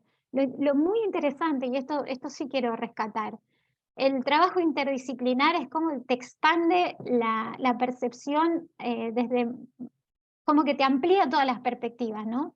Desde el punto de vista estructural, para mí, que soy licenciada en arte y era mi parte más frágil, si bien trabajé 10 años en esta empresa que estaba dirigida por un ingeniero y me enseñó muchísimo a mirar y a ver y a entender y cuestiones, y nos decían, esto mismo nos decían en la maestría, ¿no? Que era interdisciplinar. Cada caso lo estudiamos todos juntos, los restauradores, los historiadores, los arqueólogos, porque a la hora de tomar decisiones, todos estos aspectos tienen que estar contemplados, porque si no, uno puede ir en detrimento del otro. Entonces, es muy importante el debate y la puesta en común de interpretaciones desde el punto de vista de qué es lo que es un valor desde el punto de vista de la arqueología, desde el punto de vista de la materialidad, del arte, de la estructura, del estilo, de lo urbanístico, del uso que se le quiera dar. Son muchas cosas que hay que poner en común para ver de todas ellas qué es lo que genera el mejor rescate histórico, documental y la mayor consolidación y preservación del edificio, y también su mayor dinamismo económico actual para que se pueda mantener en un uso dinámico, ¿no? Que sirva a los propietarios, que sirva a la ciudad, que sirva a la cultura, que también pueda ser espacio de todas las actividades contemporáneas. Es decir, es súper interesante, hay que cruzar todas estas miradas y la verdad que siempre se llega a propuestas novedosas, ¿no? Mucho, aquí, bueno, no había, porque era un rescate patrimonial, digamos, de una iglesia, no había oportunidad de pensar una reutilización en clave contemporánea, agregando elementos de arquitectura contemporánea, como sí vamos a ver que se hizo en la Facultad de Humanidades, por ejemplo. Pero en este caso no era posible, pero cuando se añade el elemento del diseño arquitectónico lo hace mucho más interesante, mucho más desafiante y es muy, muy lindo, y yo creo que nosotros también nos falta un poco ese debate, ¿no? Parece que hubiera solo una alternativa a agregarle a un edificio histórico, que es una estructura de hormigón con vidrio. Y eso es algo que a mí me gustaría tener oportunidad de debatir con ustedes, porque también hay un aspecto importante, no solamente por el patrimonio, sino por la calidad de vida de nuestras ciudades, de la humanidad entera que tiene que ver con la sustentabilidad. Si seguimos construyendo edificios de hormigón y vidrio, creo que nuestro planeta ya no va a dar más porque son mucha carga, demanda energética. Y estos edificios antiguos que nacieron en época donde no había la electricidad y se vivía en ellos con mucho confort, nos enseñan. Nos enseñan el espesor de los muros, el uso de la cal, el sistema de ventilación y de iluminación, nos enseñan. Y yo creo que si nos ponemos a diseñar saliéndonos de los parámetros normalizados de la construcción actual, se logran cosas muy interesantes. Pero es un desafío de diseño, ¿no? Bueno, esto al margen. Bueno, Y, sí, comparto plenamente, Eugenia. Y bueno, y aquí Fernanda me manda por chat, te quieren hacer trabajar más, que le encantaría tomar como caso la iglesia luterana de Oroño y San Lorenzo, el tema de las fisuras, las grietas, que sería ideal recuperarla. Pero bueno. Ajá. Bueno, sí, interesante. Estuve en el coro de esa iglesia y es la que tiene un órgano hermoso, ¿no? Supongo. No sé, bueno, entré me encantaría. Pero siempre paso por fuera y la veo. Sí, me encantaría. Sí, hay mucho por hacer y eso es lo que nos tiene que motivar y por eso me pone tan contenta que seamos todos aquí charlando. Bien. ¿Alguna cosa más? Gracias por compartir el material. No, por el momento no hay más. Sí, dice que es la que tiene un órgano hermoso, aquí contesta Mariana. Bien. Bueno, continuamos con el Museo Esteves. Muy bien. Gracias. Bueno, el Museo Esteves nos llamaron porque el mirador, que es el que ven aquí en color más clarito, esta obra la hicimos en el 2017, creo. Estaba desde hacía 11 años apuntalado con un montón de madera, puntales de madera, puntales de hierro, era una ranchería allá arriba, y la municipalidad pide demolerlo porque había habido desprendimientos sobre calle San Lorenzo. El Museo Esteves es la casona de la familia Esteves, que tiene un ingreso por calle Santa Fe frente a la plaza y un otro ingreso por calle San Lorenzo, donde actualmente funciona la galería de exhibiciones, de muestras. El museo, lamentablemente, desde hace creo que 5 años está cerrado porque ha tenido problemas estructurales muy grandes y si Dios quiere, este año se vuelve a abrir porque hubo una intervención muy importante que vamos a visitar y la directora del Museo Esteves está encantada en recibirnos y mostrar esa obra tan importante que se hizo, de la cual no vamos a hablar ahora, vamos a hablar de El Mirador. El Mirador es una obra que hizo Alma Piedra en el 2017 y estaba, digamos, la dirección no me acuerdo, bueno, no sé qué dirección de la municipalidad decía que había que demolerlo, basta ya de esa rinchería arriba del museo, y otros decían que no, que debería recuperarse porque el mirador era como bastante icónico de la intervención que la familia Esteves hizo sobre ese edificio, porque originalmente había sido propiedad de otra familia anterior, y bueno, ellos le agregaron eso más. Digamos, tenía muchas características estéticas y documentales como para no demolerlo. Pero nos lleva a bueno, aquí ven, ahí está a medias todavía el apuntalamiento que tenía, ya habíamos retirado bastante, fue antes de armar el andamio. Y este es el estado en que se encontraba las columnas, digamos que era lo que hacía suponer que podía caer en cualquier momento esa esquina. Entonces, ¿qué hicimos nosotros? Nos dieron un pliego de licitación que cuando lo vimos, yo en esta obra me asocié a un arquitecto y a su vez contratamos a un ingeniero estructuralista. Cuando vimos la propuesta de refuerzo estructural que hacían era desmesurada. ¿Por qué? Porque motivaba casi la demolición y la reconstrucción. Y entonces quisimos hacer una propuesta diferente. Hicimos un diagnóstico estructural hicimos una propuesta de refuerzo de losa. En vez de hacer lo que proponía el pliego, utilizamos la tecnología del refuerzo por fibra de carbono, que es ideal para los edificios, para las losas históricas, porque es muy poca la intervención y la alteración que se tiene que hacer para lograr reforzar. Luego se hizo la impermeabilización de la cubierta y toda la reconstrucción y restauración ornamental. Pero esto, ¿por qué lo pongo como cosa interesante?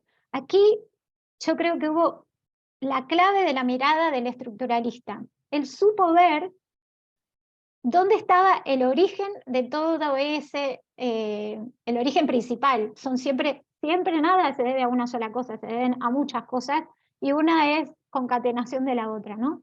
Pero el origen más importante de toda esta situación que se veía, como vemos acá, el deterioro de las columnas, las columnas son revestidas, es una columna salomónica de material, pero su alma es este hierro que tenía este grado de corrosión, la exposición de toda la estructura de la losa de cubierta, bueno, los desprendimientos que había tenido de toda su mampostería, de toda su ornamentación.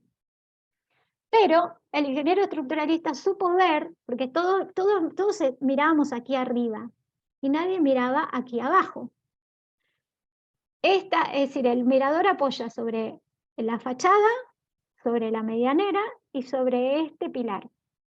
Y cuando empezamos este pilar parecía así, no había mucha grieta, había fisuras. Cuando lo empezamos a descubrir y a quitarle todos los revoques, estaba partido de arriba abajo en los dos sentidos. Entonces, este pilar, que era un soporte tan importante, era como que había traccionado, es decir, no, traccionado no es la palabra, perdón, pero era el que manifestaba el mayor esfuerzo. Entonces, no estaba agregado en el pliego, no estaba contemplado intervenir sobre ese pilar. Sin embargo, quedó en evidencia, gracias a la mirada del estructuralista, que era lo principal para reforzar antes de continuar con el refuerzo del resto de la estructura. Para eso se hizo todo este refuerzo con hormigón, con todo este tejido de hierros encofrado que vemos aquí.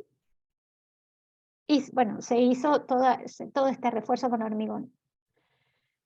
Luego se trabajó sobre la cubierta. En realidad, lo que interpretaba el pliego era que la cubierta estaba tan dañada porque estaba conformado por todas estas baldositas que estaban despegadas, agrietadas. Además, se tapaba las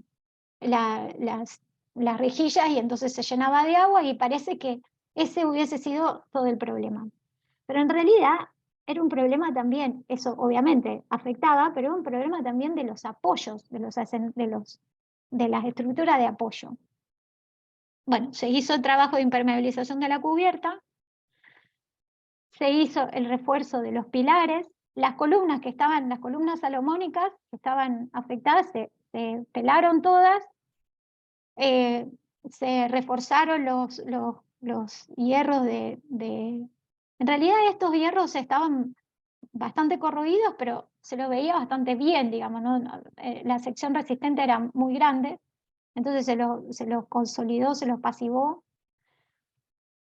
Luego tuvimos que tomamos molde de lo que estaba bien y hicimos todos los fustes de las columnas, los capiteles, y las volvimos tratados los hierros internos, las volvimos a armar. Cuando pusimos los capiteles, hicimos el refuerzo del apoyo entre la losa y el capitel, con este refuerzo de ménsulas en ambos sentidos. Y luego tomamos estos moldes porque tienen estas formas bastante mozárabe, digamos, el estilo del mirador, entonces tiene este tipo de arquería. Y tuvimos que reconstruirlo, toda la pared lateral. La losa, que es de hormigón, está toda atada por muchos hierros que muchos de ellos estaban totalmente cortados. Entonces le volvimos a soldar hierros. Aquí usamos un pasivador de todo lo que es metálico, un pasivador epoxídico con base cementicia, y usamos un mortero de refuerzo estructural uniendo, digamos, vinculando toda la armadura a al revoque. Por encima de eso, hicimos el revoque nuevo con malla y pusimos las reglas, hicimos todas las molduras longitudinales, volvimos a poner los frisos de la ornamentación, hicimos un revoque símil piedra, que era el que habíamos encontrado por debajo, y aquí estamos haciendo el refuerzo de la losa con fibra de carbono, que es un sistema, bueno, supongo que lo conocen, pero lo que permite, una vez que está pasivada la armadura, reforzada con este mortero de refuerzo estructural, nosotros usamos un sistema de Sika, se pega la fibra de carbono con epoxi, uno garantiza que se pegue bien, genera como vigas, creo que tienen la resistencia de un perfil T de no sé cuánto, pero la verdad que es increíble. Y bueno, listo, quedó el mirador rescatado. Pero ¿qué nos dejó pensando? Y a mí sobre todo me dejó pensando que esta cuestión, que no solamente era ese grave deterioro que casi lo lleva a la ruina, no se debía simplemente a la impermeabilización de la cubierta, sino que había una situación estructural en los apoyos, me llevó a pensar de dónde viene esto. Esto viene, cuando lo vayamos a visitar va a quedar bastante claro, ¿no? Ya el museo en el 2010 había tenido un refuerzo del salón donde ahora se hacen las exposiciones, que tiene una bóveda una losa de bovedilla, había tenido que ser reforzada. Y pegado a este edificio hay otra propiedad, que era propiedad del Colegio de Ingenieros, y se ve en esta fachada sobre calle San Lorenzo tiene pendiente hacia el río, porque antes estaba como ahí nomás está el río, ¿no? Bueno, y hay una diferencia de nivel. Y los Esteves excavaron ese relleno, no relleno, ese desnivel, lo excavaron para generar ahí, donde ahora es la sala de exposiciones, ponían sus carruajes y sus autos, su garage, digamos. Y en cambio, en la propiedad al lado no. Entonces hay una diferencia de nivel muy grande. Ahí hay una situación. ¿Por qué había tenido que ser reforzado la losa de la sala de exposiciones? Y también se había producido ese problema en el mirador, que sería como la parte más esbelta y la última partecita de todo ese sistema de descarga de peso. Evidentemente, creo que hay algo, creo que necesita la intervención, una mirada más amplia a toda la estructura y no solamente a ese mirador, que por ser la parte más esbelta es la que traduce el mayor deterioro. Pero hay que verlo en todo su conjunto, ¿no? Y justamente había estado presentando Daniel Javelson un libro en el Museo Esteves y me llamaron a entrevistarlo en ese acto público, y entonces hablamos de esto y le mostré la diferencia de nivel que había con la propiedad al lado, y él dijo sería súper interesante hacer una excavación para ver cómo esto afecta a la estructura de la medianera, tiene que traducirse si hay un problema estructural en esa medianera, y de paso que se hace la excavación, hacemos una prospección arqueológica, porque esa zona de Rosario debe tener muchísima información que se puede sacar si se hiciera una excavación. Bueno, eso finalmente no sucedió, pero sí sucedió algo. El museo gestionó con una empresa de Rosario constructora, MCR, que es una empresa muy grande, donó la reparación del piso interior de la sala del museo, la sala principal. Es un piso muy valioso de roble de Eslabonia que por problemas que se había tapado en el 2016, no me acuerdo, pero hace varios años ya, un pluvial, una tormenta muy fuerte, se tapa, sale y se levanta el piso y está en un estado lamentable. El museo hizo mucho esfuerzo por recuperarlo, pero la verdad que los recursos eran escasos y se iba muy lentamente, y entonces esta empresa dona la restauración del piso. Pero ¿qué pasa?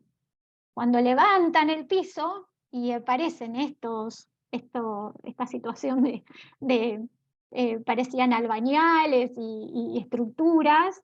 La directora del museo me dice, ¿y si le decimos a Daniel Javelson que venga y haga una excavación? Y bueno, finalmente no le dijimos a Javelson porque iba a tener un costo alto, pero sí le propusimos a la Facultad de Humanidades. En ese momento yo estaba trabajando ahí, y le propusimos al decano, porque ahí funciona la Escuela de Antropología, que tiene una terminalidad en arqueología. Y tiene un equipo de arqueología urbana que es fantástico, y entonces le detuvieron la obra a la pobre empresa constructora para hacer una excavación arqueológica, y esto es lo que se encontró. Esto que se ve acá es un pozo que está tapado así con ladrillos muy mal, pero es un pozo, un aljibe. Estos son los albañales muy antiguos, los chicos los dataron, los dataron, perdón, no tengo bien la información. Y la verdad que acá hay un montón de información, porque esta propiedad originalmente era de la familia de Barlucea, creo que la construyó, no tengo bien los datos históricos, pero en 1800, no sé si 80, los Esteves lo compran hacia los años 20 y hacen una gran remodelación. Es decir, aquí podríamos hacer toda una historia de las diferentes situaciones, y son los primeros aljibes y albañales de Rosario, ¿no? Entonces es muy interesante. Bueno, se llegó, la empresa tuvo paciencia de que se hiciera toda esta excavación. Aquí están los chicos trabajando, la verdad que es un equipo increíble. Son Fernando Olivas, el arqueólogo que es docente de la Facultad de Humanidades y que los coordinó. Bueno, se descubrieron este tipo de situaciones y se concluyó que era interesante excavar el aljibe, pero se necesitaban otros recursos y mucho más tiempo, y bueno, no se podía. Entonces, lo que se decidió es cerrar el piso y dejar esta zona del aljibe abierta con la posibilidad de abrirse, le van a poner una vitrina para que se vea, para cuando se consigan fondos se pueda hacer esa excavación. Entonces, Alma Piedra, justamente con el CONICET, estamos desarrollando unos productos basados en nanotecnología que tienen que ver con la consolidación estructural y la hidrofugación. Uno es desarrollado a base de nanosílice para hidrofugación y consolidación de morteros con arena, y otro es a base de nanocal para consolidación de morteros de cal. Y estábamos justo en etapa de experimentación, y entonces hicimos un convenio con la municipalidad para hacer una prueba en consolidar esa ruina, esa parte de la ruina que iba a quedar expuesta. Entonces aquí estamos con la doctora Martina Ábalos del Instituto de Física del CONICET, y aplicamos este nanocal. Y le hicimos como con una lupa, le vamos haciendo como un seguimiento, bueno, hicimos varios seguimientos para ver cómo se comporta en el tiempo. Con esto también, ¿qué les quiero decir en relación a la interdisciplina? Es muy importante miradas científicas que aporten tecnologías que podamos hacer acá localmente. Verdaderamente el CONICET tiene muchísimos recursos profesionales y tecnológicos para poder aplicar a nuestras distintas disciplinas, a nuestras distintas profesiones.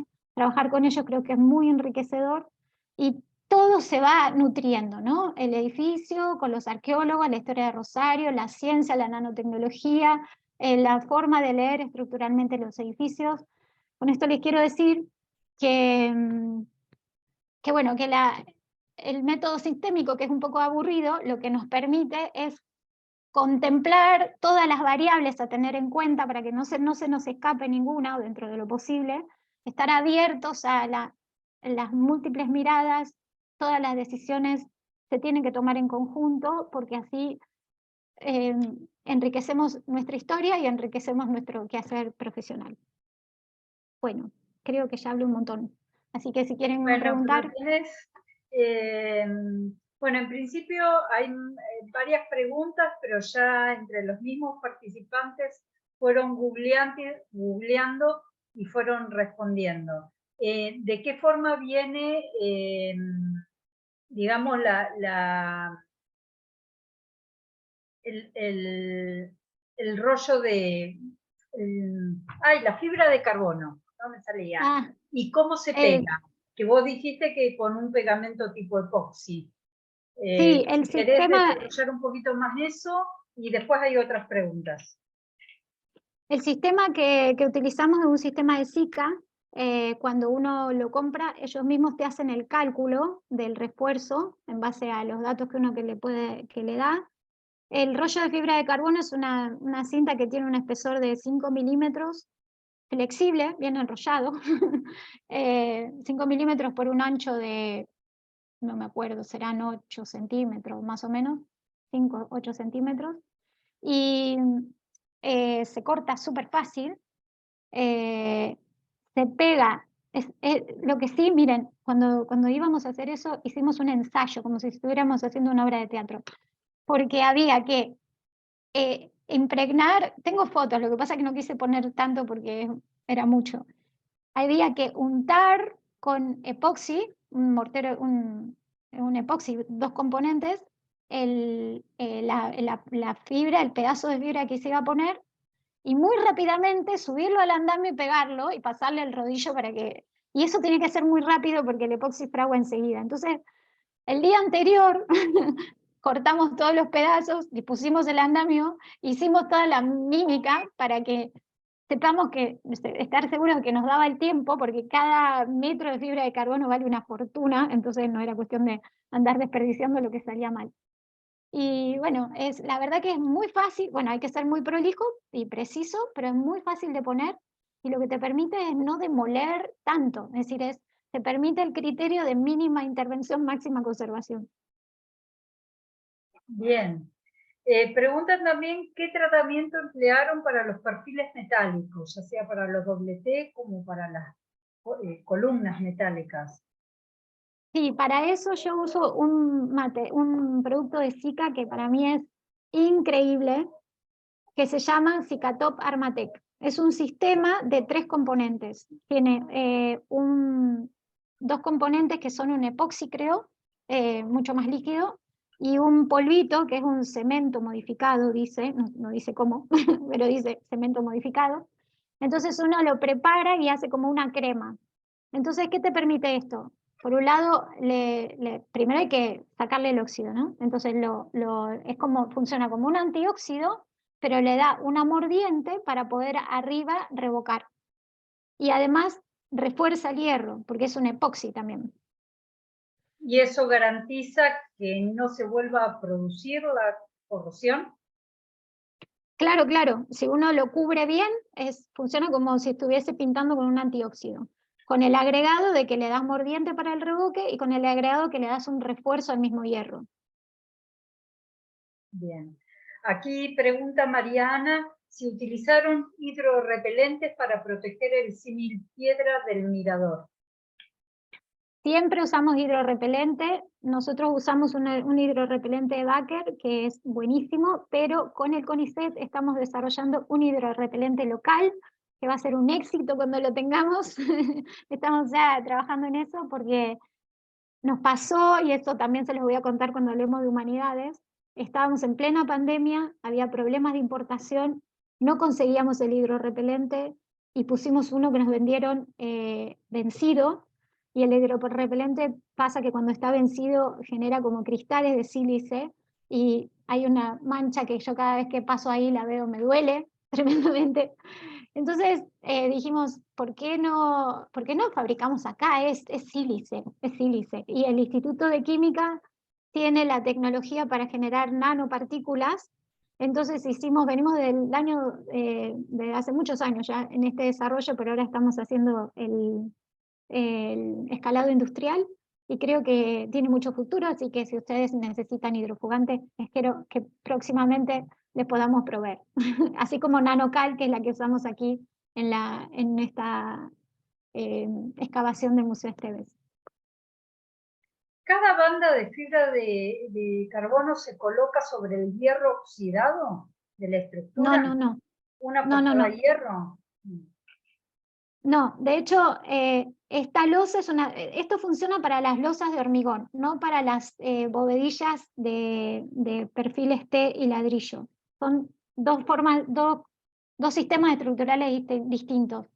La fibra de carbono sirve para reforzar el hormigón y se coloca como si fuesen perfiles T, como si uno pusiese un perfil T, pero no es que se coloca sobre el perfil T, porque eso es una atadura de hormigón con hierro, estructurando, ¿no? Pero no era una losa de bovedilla.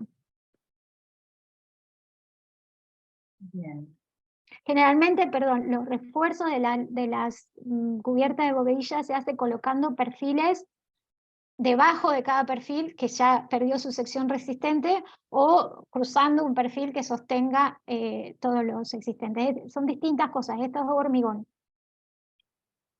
Bueno, acá creo que volvemos a algo que ya respondiste. Todos los elementos estructurales metálicos que ya estaban oxidados, corroídos por haber quedado expuestos. Ejemplo, vigas y que no son posibles de reemplazar. ¿Cómo se los trata? ¿Con el pasivador epoxídico con base cementicia es suficiente?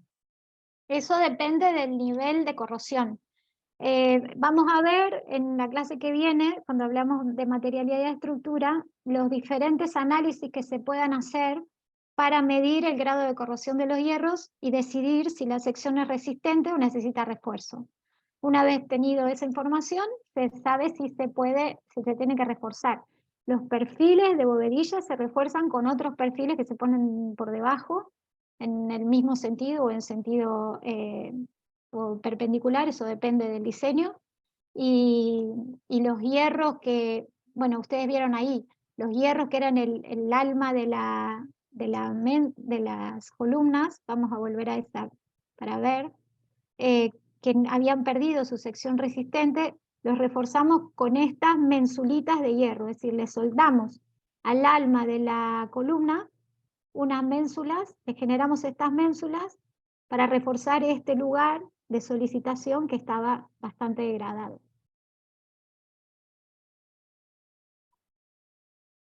Como se ve acá. Sí. Pregunta si tienes datos sobre qué sistema se usó en la restauración del Paraninfo de la UNL.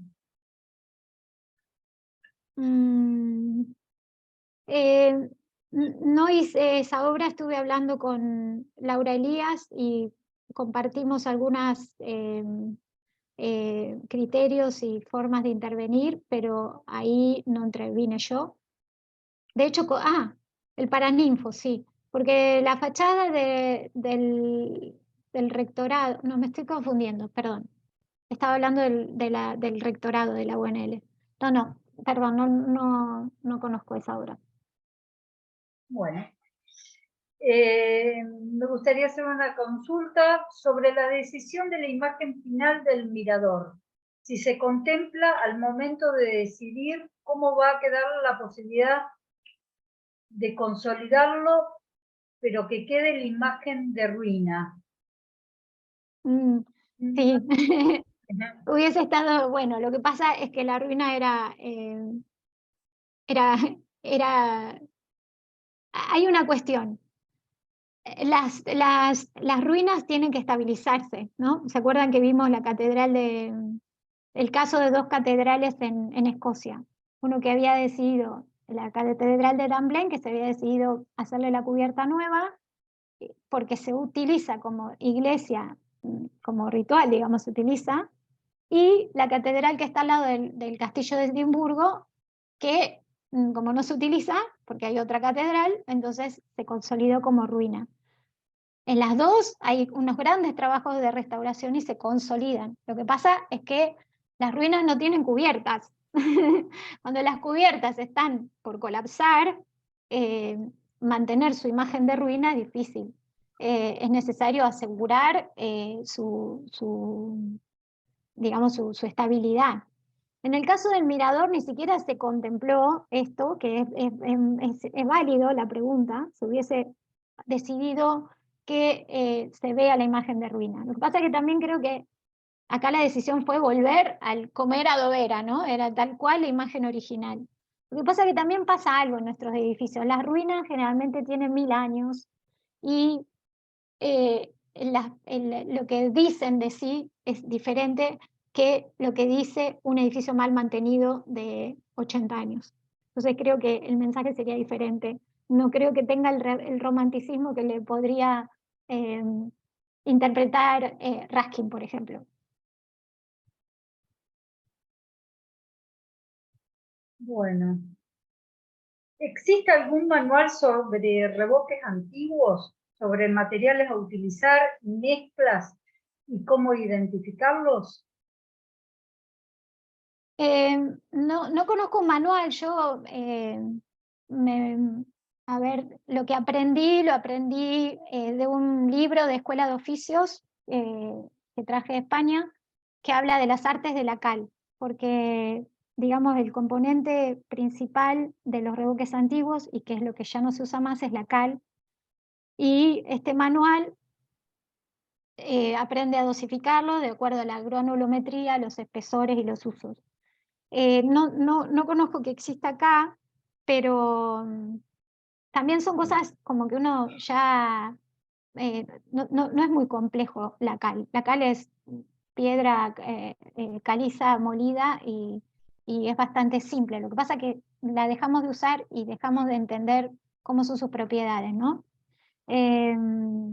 No conozco que exista un manual, pero sí conocer los componentes se puede hacer mediante un análisis que se llama difractometría de rayos X, que es la que nosotros hacemos en el Instituto de Física, donde llevamos una muestra que se muele, se pone en el difractómetro y te da la composición elemental. Es decir, te dice tiene calcita, dolomita, sílice, muscovita, tal. Más o menos en la proporción en que es. Entonces ahí podemos volver a armar un mortero dentro de los materiales que podemos conseguir con las mismas características. Y la granulometría se hace con una, digamos, aplicando un ácido nítrico para disolver la cal y tamizar los áridos para ver qué diámetro tiene cada partícula de diámetro según lo retenido en el tamiz.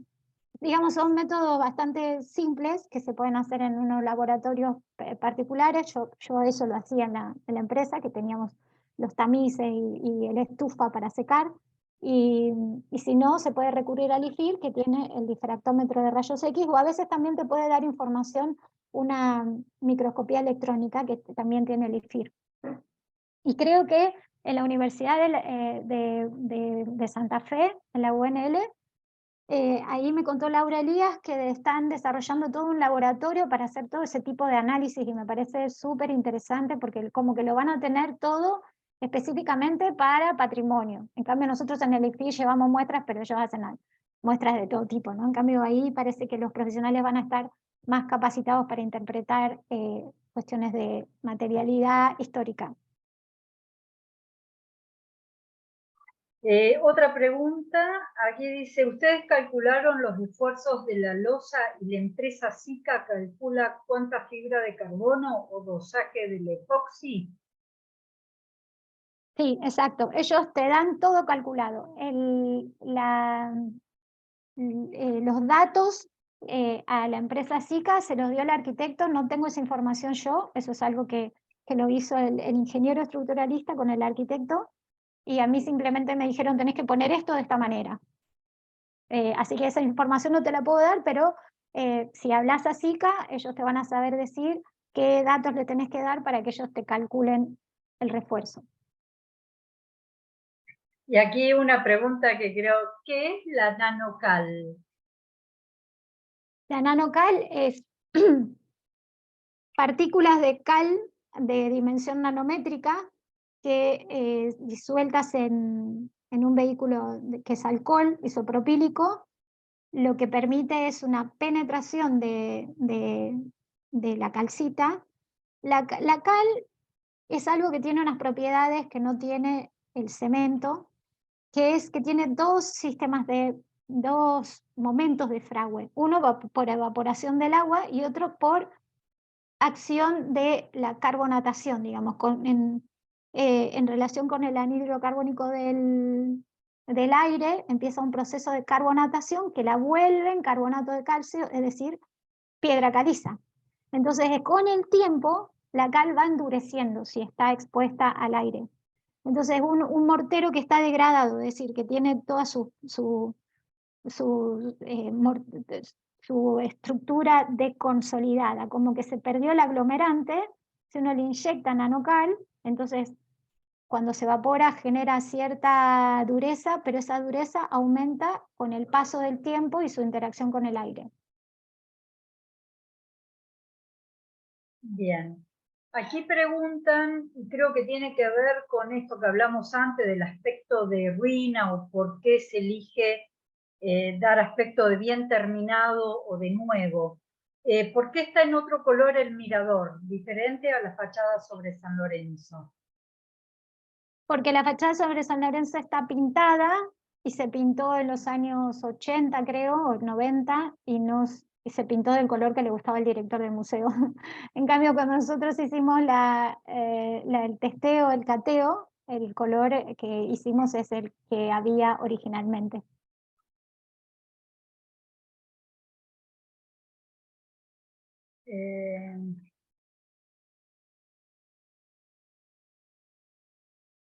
Aquí dicen que hay que trabajar con muchísimo cuidado con la cal, ya que es cancerígena. No sé si esto es así. No, la cal no es cancerígena.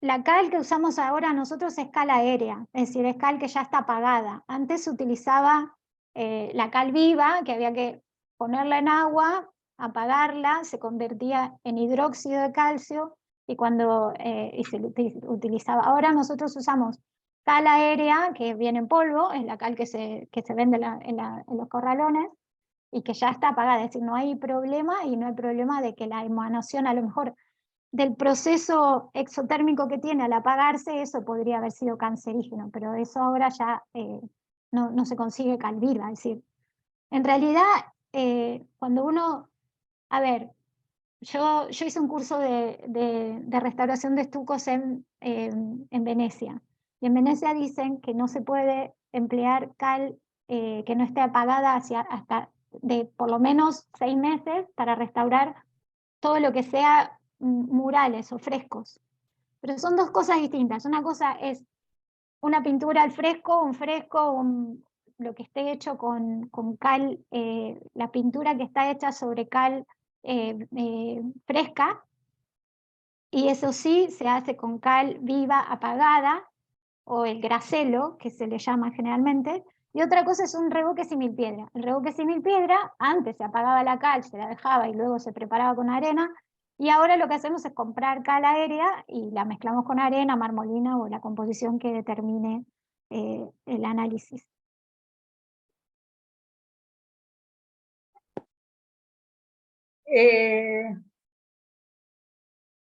Acá quien había preguntado por el paraninfo de la UNL dice que está en el centro de la planta del rectorado. Bueno, que nos invite a Santa Fe y lo vamos a ver y le preguntamos. Yo la verdad que no conozco esa obra. Bien. ¿La nanocal solo se usaría para revoques existentes? La nanocal se usa para consolidar revoques que han perdido, calcáreos obviamente, que han perdido su cohesión por degradación generalmente de humedad persistente, salinidad y eso, son las razones de degradación. Son revoques que han perdido su cohesión. Es necesario, digamos, esos revoques que uno quiere consolidar porque tienen un valor en sí. Por ejemplo, un estuco o ¿vieron los zaguanes antiguos de las casas antiguas que cuando uno entra parece que fueran de mármol, pero no, es un revoque? Bueno, eso es una pintura al fresco. Entonces, si hay humedad de cimientos en ese lugar y está todo degradado, entonces uno, para no picar y revocar, porque se pierde el dibujo, que es un dibujo hecho al fresco, sobre el revoque fresco con pigmentos diluidos en el agua de cal de apagado, entonces para no perderlo puede pasar nanocal por inyección o con pincel, hay que hacerle varias pasadas y después esperar, porque la nanocal no actúa enseguida como un epoxi, como no sé, cualquier otro consolidante bicomponente. Actúa y se endurece por su contacto con el agua, con el aire, es decir, necesita tiempo. Acá dice, sería como inyectarle cal en pequeñas partículas. Exacto, es la cal, cuando el tamaño de la partícula es nanométrica, te permite mayor penetración y que genere esa matriz aglomerante que se meta por toda la estructura, digamos.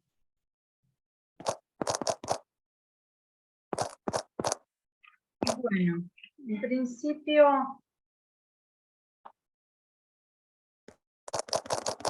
en San Justo hicimos frescos con gracelio. ¡Qué lindo! Hermoso. ¿Con quién lo hicieron? Bueno, no sé si quiere abrir el audio, Georgina. Hola, ¿qué tal? Hola. Para los 150 años de la ciudad de San Justo, convocaron a un artista que justamente estudia esto de las nanopartículas, de apellido Molina, Ah, que Bernardo. vino de Italia, Bernardo, exacto, y con él Sí. hicimos 2 frescos en la Escuela Normal Vieja de San Justo. Hermoso, Bernardo sí sabe muchísimo. Y bueno, Sí. Bernardo es el que nos dio la idea de por qué no hacemos nanocal acá. Porque Bueno, es él tan... estaba con todo eso de las nanopartículas cuando Claro, vino a San sí, Justo. sí. Bueno, qué interesante tu experiencia, ojalá nos puedas compartir. Sí hizo comprar en Tarquini el gracelo. Gracelo, claro.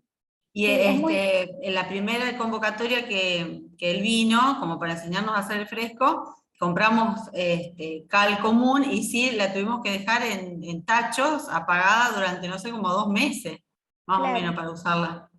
Y arena fina. Y arena fina. El tema del apagado de la cal, que es muy importante que tenga mucho tiempo apagado, es porque si no queda lo que le llaman caliche. Es decir, el agua no logra hidratar absolutamente todo, entonces cuando uno extiende el material, aparecen estos pequeños grumitos que no se hidrataron y como está viva, entonces reacciona y te genera un deterioro en ese lugar. Por eso, para restauración hay que tenerla apagada, decían los maestros en Venecia, 6 meses como mínimo, pero sí, lo que más se pueda. Sí, fue una hermosa experiencia. Y también nos enseñó en esa experiencia a pintar al temple. Ah, qué lindo, temple al huevo. Sí, Qué para bueno. rellenar lugares que habían quedado sin pintar, Claro, está se bien. usa el Muy bien. temple. Buenísimo, buenísimo. Bueno, ya muchos se van retirando, estamos en hora. Sí. Excelente la clase, muchos agradecimientos. Sepan que mientras íbamos con las preguntas y respuestas, yo fui compartiendo varias veces el formulario de asistencia para que vayan firmando la asistencia del día de hoy. Repito, la semana que viene en este mismo formulario tenemos que tener ya la confirmación de quienes van a venir al recorrido por las obras, a la clase presencial, y sepan también que para esa clase presencial tienen que tener el resto de las clases presente, ¿va? Tienen que tener asistencia completa. Por supuesto, vamos a considerar la posible inasistencia del 8 de marzo. Eso se va a respetar. Pero bueno, el resto de las clases tienen que tener presente, digamos, tienen que tener el resto de la asistencia para poder concurrir a esa clase y depende la cantidad de gente que se anote, vemos si desdoblamos, que ahí tenemos que coordinar los días. Bueno, en principio nada más. Les agradezco la asistencia. No sé si queda algo por decir, María Eugenia. No, veo acá que preguntan de cuándo va a ser la clase, eso va a ser la quinta va a ser el 1 de abril, creo. Y sobre todo, tener presente que la gente que viene de afuera pueda llegar tempranito, eso sería importante porque si no, no nos va a dar el día, tenemos mucha obra que ver. Claro, y si desdoblamos, tenemos que ver qué otro día porque si Mm. pasa a otro sábado, consideremos que el sábado siguiente, al 1 de abril, creo que es Semana Santa, y Ah. no sé si es conveniente, porque justo es un fin de semana raro, entonces a lo mejor ya pasaría a 2 semanas, bueno, eso tenemos que ver y organizarlo. Sí sabemos que no podemos hacer el recorrido con 145 personas. Sí. Así No. que tenemos que ir organizándonos y bueno, y eso. Primero confirmar y segundo que tengan la asistencia perfecta, digamos, en el resto de las clases.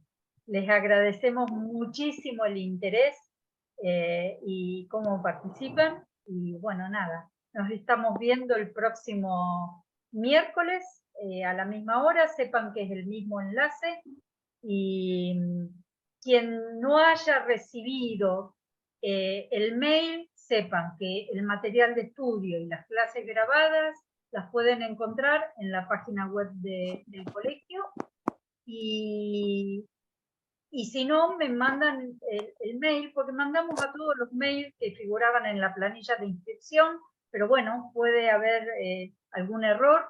Me mandan el mail a capacitaciones@caf.org.ar. Muy bien, muchas Nada más por gracias, el momento. Viviana. Gracias a Gracias vos, a María todos. Eugenia. Hasta el Nos próximo vemos miércoles. el miércoles. Adiós.